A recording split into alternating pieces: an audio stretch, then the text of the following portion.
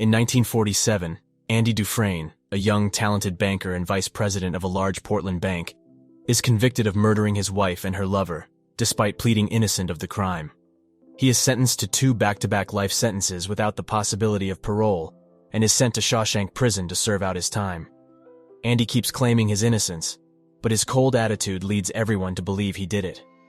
His first years there are particularly difficult. He is targeted by a group called the Sisters, who like to sexually assault and rape him regularly. He also befriends a man named Red and his group of cronies. Red had served 20 years on his life sentence and had just been denied parole when Andy arrived at the prison. Red is a smuggler, a prisoner that other prisoners go to get various contraband items that make life on the inside easier.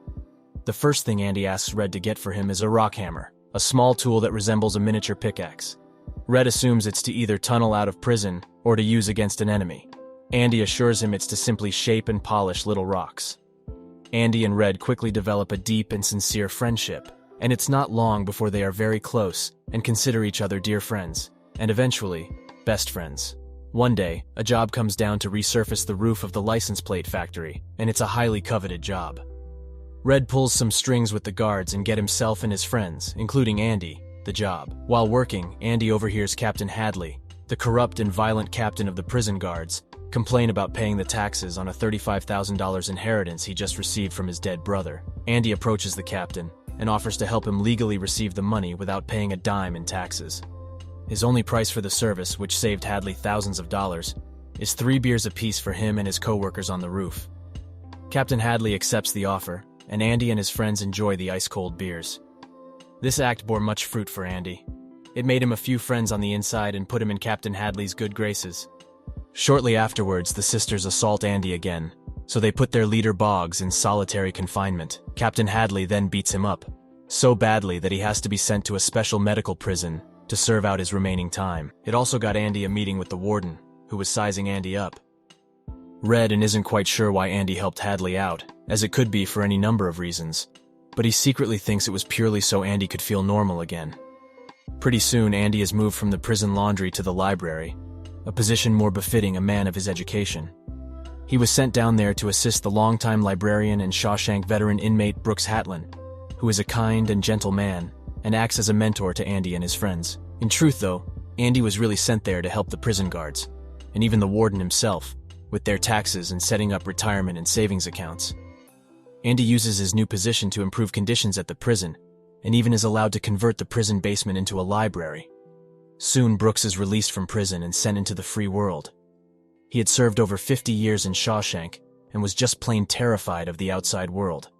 The guys all said they couldn't understand that level of institutionalization, but they would feel differently after 50 years. They are all depressed to learn that Brooks, unable to cope with the outside world, ended it. This hit Andy particularly hard. The years pass on, and Andy does more and more work for the warden, and is allowed more and more privileges as a result. He runs the library. Soon a new inmate arrives named Tommy, who is young and very cocky. The guys take an immediate liking to him and he fits right in. He befriends Andy and tells him how, in another prison, he met an inmate, Elmo Blatch, who confessed to murdering Andy's wife and her lover. So Andy, startled and happy with the idea that he can get his freedom, goes to the warden and begs him to let him appeal his case and include Tommy's testimony and to find Elmo Blatch and get his conviction overturned. The warden shoots him down flat, locks him up in solitary, and kills Tommy. All to keep Andy quiet and keep him right where he is, laundering the money. If Andy refuses, the warden would make his life hell. But after Tommy's story and the warden's reaction, now everyone knows that Andy is really innocent, and the revelation is extremely jarring for the guys, who have come to truly love Andy, and can't imagine serving 19 years for a crime he really didn't do. When he is released from solitary, Andy is a different man. Cold, detached, and appearing like he is finally broken. His friends, especially his best friend Red, are very worried about him. Haywood admits to all the friends that Andy had asked for some rope, and they all fear that Andy may hang himself with it. Outside, Andy tells Red of a place down in Mexico called Zihuatanejo, and that if ever got out, that's where he would go. Red warns Andy that it's dangerous to think about stuff like that. Red thinks Andy may be suicidal. Red suffers the longest night in prison he ever suffered. He knew Andy was all alone in his cell, and that if he wanted to kill himself, he couldn't be stopped. The next morning during cell count, Andy doesn't come out of his cell. The morning guard angrily calls for him again and again, but Andy still doesn't appear. He finally walks the line to his cell and is astonished at what he sees. His cell is entirely empty. Just some polished rocks and a big poster of Raquel. In anger, the warden begins chucking the polished rocks around the cell, and one inadvertently hits the poster of Raquel and goes right through it. The warden, confused, goes over to the poster and rips it off the wall, revealing a huge hole and tunnel. It turns out that Andy wasn't just using those huge posters as decoration. He was using them to hide his secret project. For the last 19 years, Andy has been building a tunnel, using the little rock hammer he got from Red many years ago. The night before his escape, Andy secretly stole one of the warden's suits and wore it under his prison jumpsuit. He also takes the warden's shoes and switches the illicit and hot books and replaces them with his Bible, which was used to hide his rock hammer. After crawling through 500 yards of the raw sewage contained in the pipe, a search team later found his prison clothes, a bar of soap, and a very worn-out rock hammer. On the outside, Andy walks into the Maine National Bank in Portland, where he had put Norton's money. Using his assumed identity as Randall Stevens, and with all the necessary documentation, he closes the account and walks out with a cashier's check. Before he leaves, he asks them to drop a package in the mail. He continues his visitations to nearly a dozen other local banks, ending up with some $370,000. Andy also mails his copy of the illicit ledger to a newspaper, who promptly publish a front-page story about the corruption in Shawshank. It doesn't take long before the police arrive to arrest Hadley and Norton. Norton, however, killed himself before he could get questioned. The year ticks on slowly without Andy there, and the guys reminisce about the good times they had with him. Red is happy he made it out, but he misses his friend. All the guys do. They all now know that he was truly innocent all along, and that he and the warden both finally got what they deserved.